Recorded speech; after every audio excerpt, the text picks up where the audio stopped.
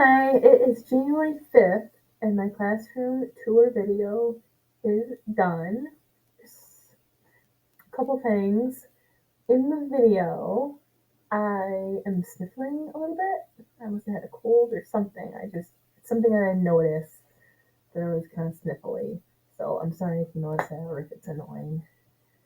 Because I took this video the last week of school before winter break, so it would have been like December 22nd, December 21st. And then the other thing is, I don't know why, but I just noticed there's little parts where I don't know if it's the phone or like me moving my hand or what, just like shuffling noises throughout it every once in a while. And I don't know where that's coming from or why that's there, but sorry.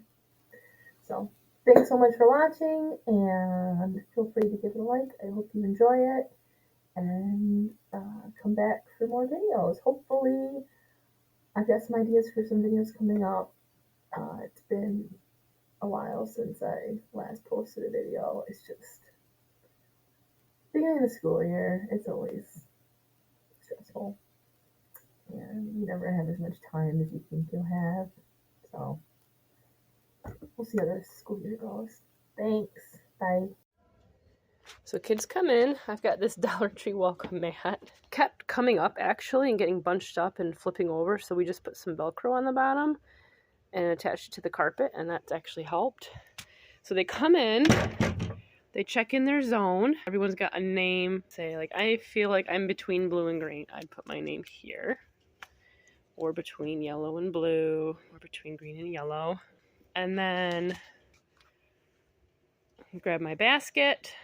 So all these baskets have a blue bin in them for supplies like pencils and markers and their sticker chart that I use for behavior. So they come in the room, check in their zone, grab their basket, and they go to their normal work area for that block.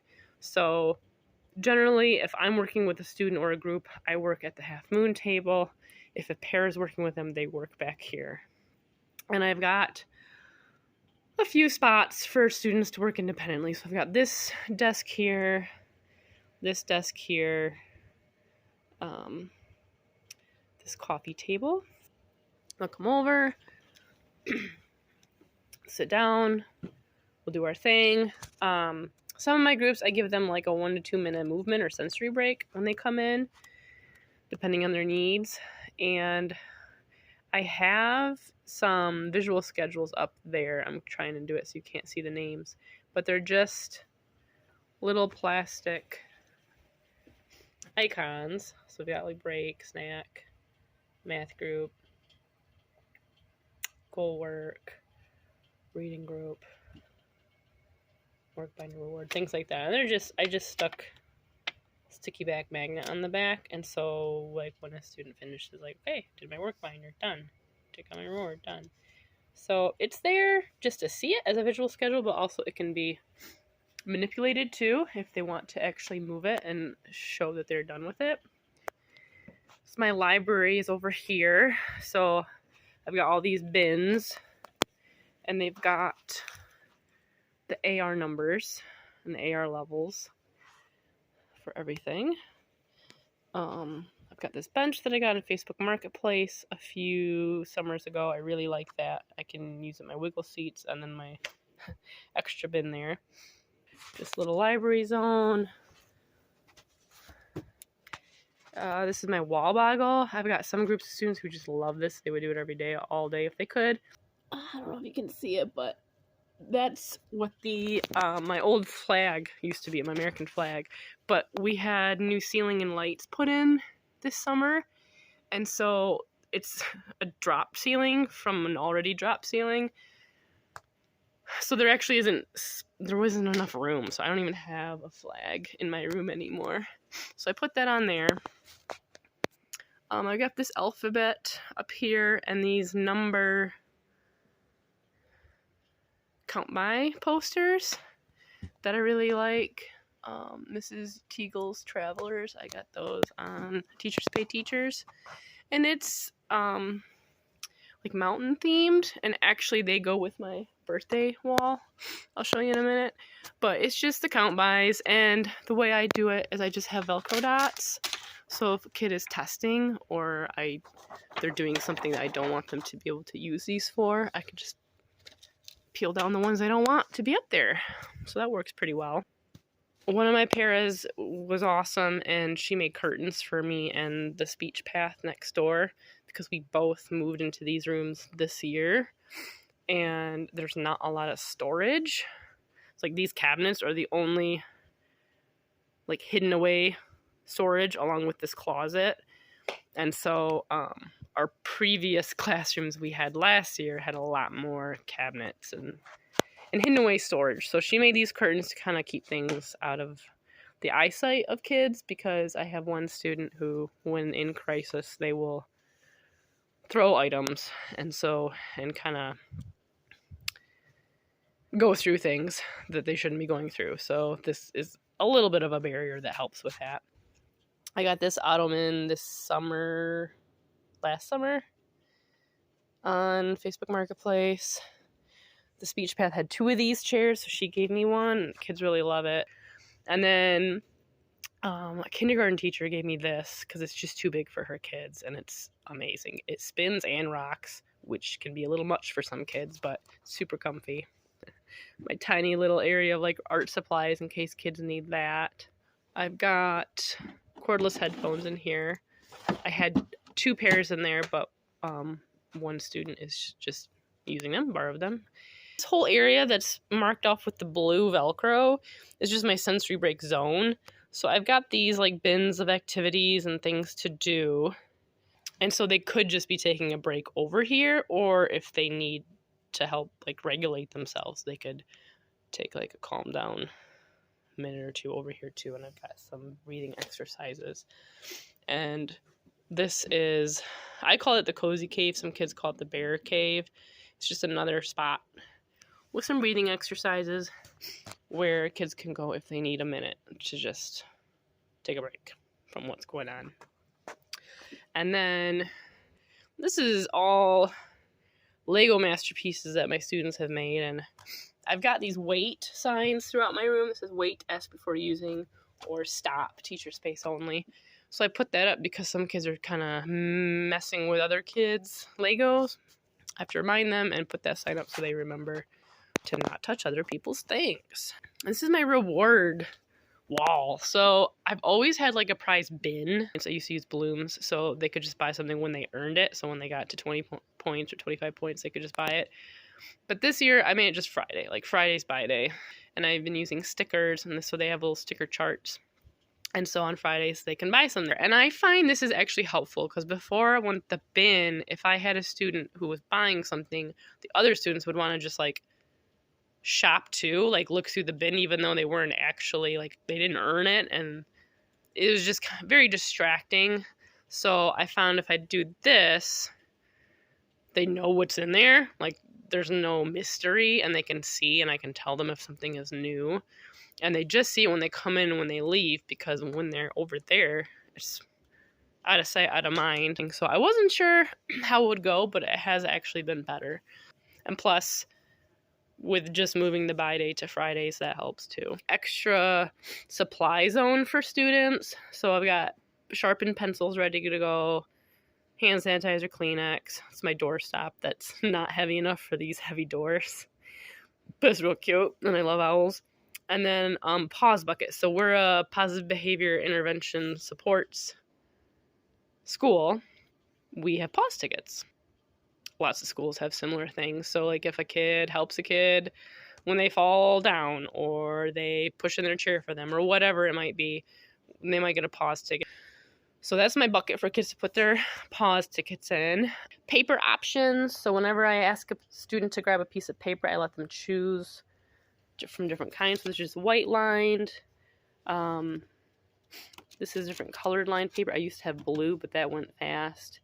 I really like this for handwriting with the little notches for each letter, and then stop and go colored paper. This first aid bin, mostly just Band-Aids right now. This is all just math supplies, math resources. And same thing over here. This is all just reading resources. It's just extra supplies, and I honestly don't use most of this. And I don't use most of that, but I don't have much storage to hide it in. So it's just out, which I don't really like, but I don't know. I'll have to think of something else maybe next year. This is just stuff for paras. That's extra math stuff that hasn't been put away. Ignore that.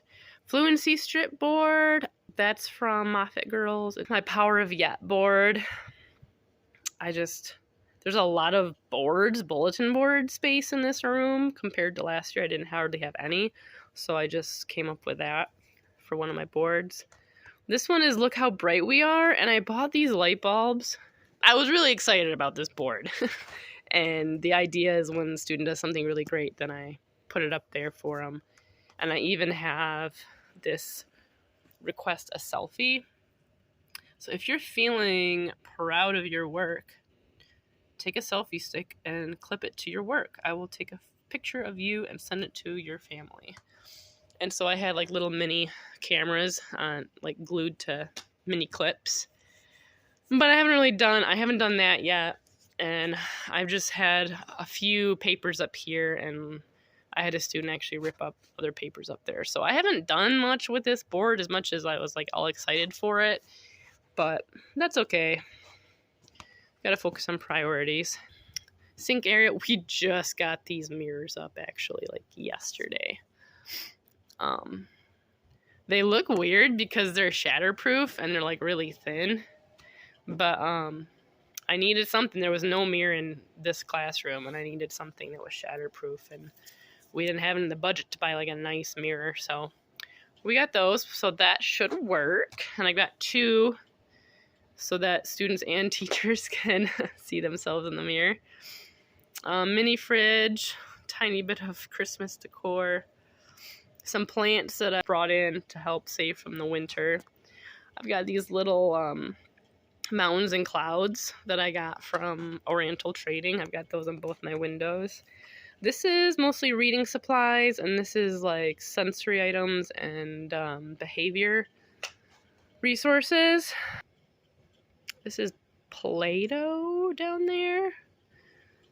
My trampoline that kids love. That's the spot for shoes. And this is my birthday area, which is from the same collection as the skip count posters. Sorry for the fast movement. I just love this. I got this last year. There are 3 ways to ultimate success. First way is to be kind. Second way is to be kind. Third way is to be kind. Fred Rogers. I needed more storage, so I bought this. And it's just bins. Most of it's like sensory items and fidgets. So this is full of fidgets. This one is, I think, flashcards. More sensory stuff and fidgets. Extra student work spot that they can choose to work in, and like it's, you know, storage, but it's also kind of a standing desk, and I have a student who likes to use that sometimes. This is teacher space. So I've got this red Velcro down to show it's teacher space. I've got my stop teacher space sign. My toolkit back there I just got and started using last year, which is amazing. I should have been using it for years. Like just rubber bands, push pins, batteries, binder clips, whatever. It's great. This is all a mess. Pretend it's not. My heart word board. Just started using those this year, and I really like them, and the kids like them too. When I've got kids who learn new sight words and get them through, we add some more. I got a whole pile of those words that I found online. I really like this border because it's got Michigan on it, and I didn't know it had Michigan until after I had bought it. And since I'm from Michigan, that's cool, but also the fact that Michigan is usually all messed up on a map, and they like forget parts of it, like the UP, or it just looks weird. So it's a great map of Michigan, so I really appreciate that. Extra white cart for teacher supplies. There's like reading supplies, math and writing, a few games that I use with some kids. These are like the Fluency Strips, but they are words instead. So instead of a sentence on a strip, there are a handful of words on the strip. I don't have standards up, but I do have I can statement, so I can apply phonics to decode words, and then I can read with accuracy and fluency to support comprehension. We're just constantly working at their level on their IEP goals. This is extra supplies for me, like folders and writing utensils like markers and pencils and pens, and then whiteboards. In these cabinets, it's mostly my curriculum. This is a lot of old student files and binders and task folders and extra activities. My caseload and student needs have changed this year, so I've been using more of those this year, which is really great that I have that resource. And then this is my little mini file cabinet I brought with me, and it had reading and math supplies in there, resources, but I kind of condensed them all together at the end of last school year.